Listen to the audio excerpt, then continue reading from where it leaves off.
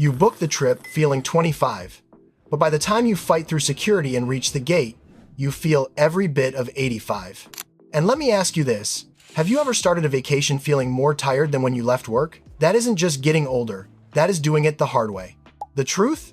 Airlines have a hidden rulebook for seniors. Some are federal rights you can demand, others are quiet policies you have to uncover. Today, I'm handing you that list. 13 tools to fly with dignity, not exhaustion. And watch out for right number 2, it's the financial safety net most people ignore until it's too late. Quick note, these rules and policies are effective at the time of writing. If you notice changes later, please help the community by updating us in the comments. Let's kick things off with number 1. If you're over 65, you might be leaving money on the table. A lot of people assume senior discounts on airfare went extinct, but they're actually still hanging around, you just have to know where to dig. On carriers like United, if you expand the advanced search menu, you might see a drop-down for senior 65 plus. That's a legitimate fare class. We aren't talking about a guaranteed 50% off, but travelers often report savings of 5 to 10% depending on the route and inventory. In reality, complex searches are a headache. For airlines like Delta or American, these fares are often reserved for specific international routes and aren't always clickable online. The fix? Don't guess. Call before you pay.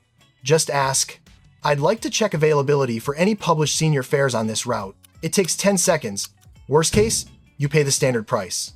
Best case, you save enough for a nice dinner. But saving money is useless if you lose it all in an emergency. That brings us to number 2. Hospital bills in a foreign country are the kind of surprise nobody wants. It's one thing to lose a suitcase. It's another to stare at a $5,000 medical bill because you slipped on a cobblestone street in Rome. The wild part? You might already be paying for travel protection every single year without realizing it. If you have a mid-range or premium credit card in your wallet right now, think Chase Sapphire, Capital One Venture, or an Amex, there's a good chance it comes with built-in protections. Most of these cards cover trip cancellations, lost luggage, and delays. Imagine the airline leaves you stranded overnight, and your card steps in to pay for a warm bed and a hot dinner instead of a plastic airport chair. But here's where you have to be careful. While many cards handle flight disasters, only specific top-tier cards extend that coverage to emergency, medical, or evacuation. And even then, insurance policies love fine print. This is the golden rule to remember.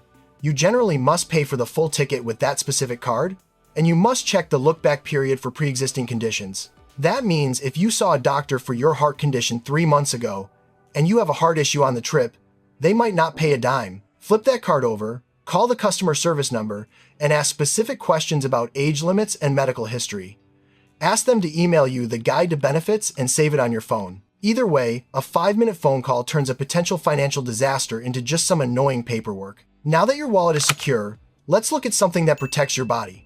Specifically, how to make sure the airline food doesn't ruin the first 2 days of your vacation.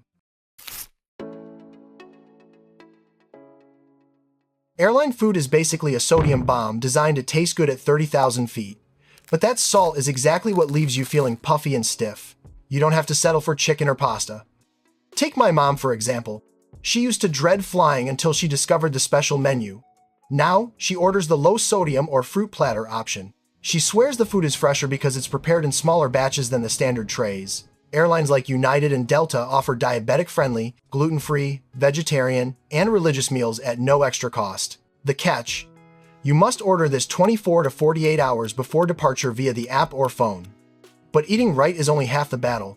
If you are sitting in the wrong seat, your back is still going to hurt. That leads us to strategy number 4. For a 20-year-old, a middle seat is annoying. For anyone over 60, it's a recipe for a back spasm. We need to change how you look at the seat map. Instead of hoping for a free upgrade to first class, focus on medical necessity. On a recent flight, my Aunt Linda didn't just ask for a better seat. She told the agent specifically, "I have a hip condition that makes sitting in a confined middle seat painful. Is there an aisle seat available so I can stretch?" See the difference? She framed it as a health constraint. Because of that, the agent prioritized her. If there is an empty aisle seat available, agents are often willing to move you there without the usual upgrade fee. Pro tip: do this early and never ask for the exit row if you have mobility issues. Legally, you can't sit there. If you rely on a trained dog to help you navigate the world, do not pay that $125 pet fee. Under US DOT rules, a trained service dog flies in the cabin with you for free. Let's be clear, this is for service animals, not emotional support pets. This means a dog individually trained to perform tasks like alerting for hearing loss, guiding for low vision, or providing stability if you are unsteady. You don't need a letter from a surgeon. You just need the DOT Service Animal Air Transportation Form, submitted 48 hours before flight. It's not a loophole, it's a civil right. If that dog is your legs, eyes, or ears, they belong right there with you. Now, you've got the dog sorted, but what about the medication? We all know the one carry-on rule, but there is a major exception. Medical supplies do not count against your limit. This means you can bring a separate, small bag dedicated specifically to your CPAP machine, insulin supplies, or medication. But what about liquids, you ask? Medically necessary liquids, like large bottles of saline, contact solution, or syrups, are exempt from the 3.4-ounce rule. So here's the 3-step maneuver to get through TSA smoothly. Separate the medical bag from your luggage. Declare to the officer, these are medically necessary items. Request a separate screening if needed. I read a story from a viewer whose grandmother breezed through with a liter of saline solution just by being confident and clear. So don't hide it, declare it. And speaking of navigating the airport, let's look at the service that turns a 15-minute walk into a guided ride. It's also a service many seniors avoid because they think, I can walk, I don't need a wheelchair. Let's reframe that. If those signs saying 15-minute walk to gate B feel like a threat to your stamina, you qualify. In the US and EU, this is generally a standard service. The key term here is ambulatory assistance. It means you can walk, but you need help with the distance. Request this when you book. An attendant meets you at the curb, navigates security, and gets you to the gate. The best part? When you land, instead of racing to catch a tight connection, that attendant is your shortcut through the crowd. But hey, what happens when you have to go through the scanners? Now, let's move to number 8. Body scanners and metal detectors are stressful when you have artificial knees, hip screws, or a pacemaker. What most people don't realize is this. You are written into the security rules, not squeezed around them. But the machine doesn't know your medical history. You need to provide the intel. As you reach the officer, simply state the facts. I have a shoulder limitation and cannot raise my arms. I have a hip implant and prefer a pat-down. You're not asking for a favor, you're helping them pick the right tool for the job. You can also print a TSA notification card to hand over if you prefer not to discuss it out loud. Okay, getting through security is one thing, but waiting out a 4-hour delay is another. That brings us to a bonus strategy. I won't call this a right because it's not guaranteed by law, but it is a powerful strategy. When a flight is delayed or canceled, the gate area becomes a zoo. Meanwhile, airline lounges are quiet. There are 2 ways in. Method 1. Check your wallet. Many credit cards include priority pass visits you might have forgotten about. Method 2.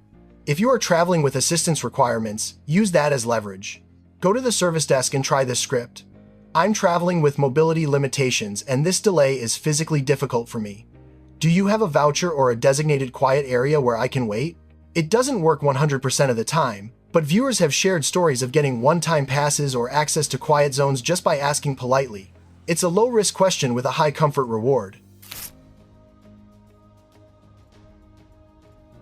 When they call for pre-boarding, many seniors sit still because they think, I'm not in a wheelchair. The reality is simple. Airlines actually want you to board first. It's about safety and efficiency. If you board early, you aren't blocking the aisle while you get settled. So, walk up to the podium. You don't need to explain your medical history. Just say, I need a little extra time to get down the jet bridge. That's it. You get to stroll down without pressure, and crucially, you get first dibs on the overhead bin space. When the schedule melts down, most people panic and join a 2-hour line at customer service. For a senior, standing that long isn't just annoying, it's a health risk. This is where your booking code works for you. If you tick the box for mobility assistance when you bought the ticket, the system knows you are vulnerable. Find a staff member and say, my reservation notes a mobility requirement, and I cannot physically stand in this line. How can I get rebooked? Because you are flagged in the system, they often have protocols to assist you faster, sometimes pulling you out of the line or using a handheld agent to rebook you on the spot. You've landed, you're tired, and now you have to yank a 50-pound bag off a moving belt. That twist and lift motion is the number one enemy of your back. Scenario A. You have assistance. If you are using mobility services, that attendant is supposed to stay with you all the way out to the curb. One simple request, and they spot your bag, pull it off the belt, and wheel it out for you. Scenario B. You are on your own. Look for the luggage heroes, the porters. They are the uniformed staff with large carts. Yes, there is usually a small fee or tip, but think of it as buying back your energy and your joints for the rest of the day. It is the best $5 you will spend on the whole trip. Don't be a hero. I once watched a stubborn uncle of mine try to wrestle 3 bags off the belt and nearly fall over. Don't repeat that mistake. By now, you've probably spotted a pattern. Most of these secret perks only exist if you open your mouth. And that leads us to the final point. Your real superpower as a senior traveler isn't a viral travel hack. It's your right to get clear answers from the people running your flight. But asking randomly gets you nowhere. You need the superpower script. This works because it turns a vague request into an official inquiry. Next time you call the airline or stand at the counter, use this exact formula. I'm over 70 and have trouble walking long distances. Can you list the official assistance available for me on this trip regarding mobility, boarding, and connections? You aren't begging. You are asking them to read the menu of support that already exists for your ticket. You just turn the tables. The airport hasn't changed, but your leverage did. You aren't just a passenger anymore, you're an insider. But rules only matter if you actually use them. So tell me in the comments, which of these 13 rights made you say, I wish I knew that 10 years ago? Was it the free service dog rule? The hidden senior fare? Let me know below. If this video saved you a future headache, hit like, subscribe, and send this to the travel companion you want to keep safe. Stop asking for permission. Start asking for what's yours. Safe travels.